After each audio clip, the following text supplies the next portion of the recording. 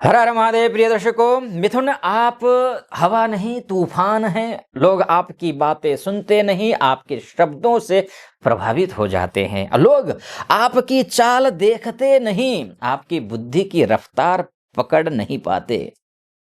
आपकी बुद्धि की रफ्तार पकड़ ही नहीं पाते। 2025 के अंतिम 15 दिन आपके दिमाग की गति बढ़ेगी, आपके अंदर का डिसीजन मेकर जगेगा और आपके जीवन में क्लैरिटी एक तेज रोशनी की तरह फूटेगी। शास्त्र कहता है बुद्धिर बलम तस्य देवता, अर्थात जिसकी बुद्धि जागती है उसकी नियति खुद दरवाजा खोलती है। और मिथुन, अब आपकी बुद्धि सिर्फ जानकारी नहीं देगी, दिशा देगी, प्रगति देगी, सफलता देगी। अब सुनिए, 2025 के अंतिम 15 दिन, दिसंबर के अंतिम 15 दिन क्या होगा क्या नहीं होगा, जीवन के हर पहलू में क्या कुछ होने वाला है, चर्चा करते हैं। करियर को लेकर के माइंडसेट शिफ्ट होने वाला है आपका, करियर शिफ्ट होने वाला है आपका। अचानक तेज क्लैरिटी आएगी, क्या करना है क्या नहीं करना है, क्या छोड़ना है क्या अपनाना है। ऑफिस में आपकी कम्युनिकेशन अगला लेवल छुएगी। किसी सीनियर के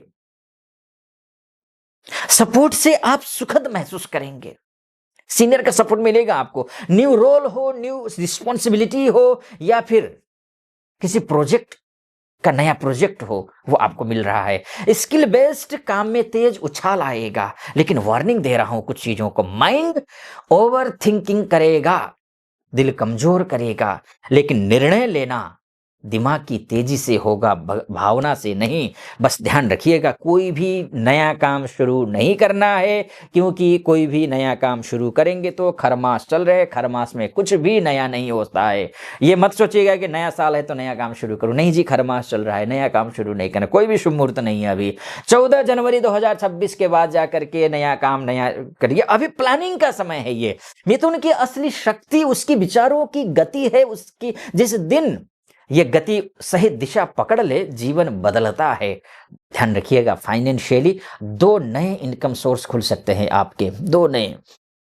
पेंडिंग पेमेंट्स क्लियर होंगे और ऑनलाइन अर्निंग या फिर फ्रीलांस का अचानक बूस्ट होगा। कम्युनिकेशन बेस्ड कामों में से पैसे आएंगे। ज्यादा सोचकर मौका मत खोना, बस ये वार्निंग दे रहा हूं मैं। मिथुन की कमजोरी है, डिसीजन डिले करते हैं, बातूनी होते हैं, बातें तो बहुत करते हैं, डिसीजन डिले लेते हैं। पैसा वही पकड़ता है, ध्यान रखिएगा, जो समय पर पकड़ ले। और जहां तक रिलेशनशिप की बात है, इमोशंस की बात है, ऑनेस्टी की बात है, मैरिज की बात है, रिश्तों में ट्रांसपेरेंसी आएगी। कम्युनिकेशन से मिसअंडरस्टैंडिंग खत्म होगी। सिंगल लोगों के लिए सडन कनेक्शन बन सकता है। पुराने रिश्तों का रिन्यूअल का भी समय यही है। रिश्तों को बेहतर बनाने की कोशिश कीजिए, लेकिन एक ही समय पर 2 भावनाओं का पीछा न करें, क्योंकि तब होते दोनों हैं। लव नीड्स क्लियरिटी, और मिथुन यही क्लियरिटी लेकर आता है। परिवार की बात करूं, आपके शब्द हीलिंग बनेंगे इस बार, इसलिए परिवार आपकी राय मानेगा, भाई बहनों से संबंध मजबूत होंगे, घर में संवाद बढ़ेगा, प्यार गहरा होगा। किसी बड़े निर्णय में आपकी सलाह डिसाइसिव साबित होगी। बहुत बोलना कभी कभी मिसअंडरस्टैंडिंग बढ़ा देता है। कम शब्द लेकिन गहरा असर पड़ेगा, वही आप कोशिश करिए। घर वही संभालता है, ध्यान रखिए, जो सुनने की कला जानता है। बस कला को विकसित कीजिए, इस कला को, शुभ रहेगा। बोलते तो आप बहुत अच्छा है ही, कोई संदेह है ही नहीं। लेकिन बिजनेस की अगर मैं बात करूं, माइंड स्ट्रेटेजी मैजिक होने वाला है, इतना समझ लीजिए। मार्केटिंग हो, सेल्स हो, कम्युनिकेशन हो, में बड़ा अपलिफ्ट है। नए क्लाइंट्स हैं, न्यू डील्स हैं, न्यू कॉन्ट्रैक्ट्स हैं। दिसंबर एंड प्लानिंग का है, 2026 में हैवी सक्सेस है ये, अगर ये अभी प्लानिंग अच्छे करेंगे तो। किसी साझेदारी या फिर रिन्यूअल या नया प्रस्ताव आएगा, लेकिन ध्यान रखिएगा, आइडिया बहुत, एक्शन कम। ये आपका बिगेस्ट ट्रैप है। इस बार उल्टा करें, एक्शन ज्यादा करिए। लेकिन कोई निर्णय फिर मैं दोहराऊँगा, एग्जीक्यूट करने का समय नहीं है, ये प्लानिंग करने का समय है। 14 जनवरी की बात करिए, खर मास समाप्त होने के बाद। सोच जीत का ब्लूप्रिंट है, लेकिन काम उसकी मंजिल है, ध्यान रखना।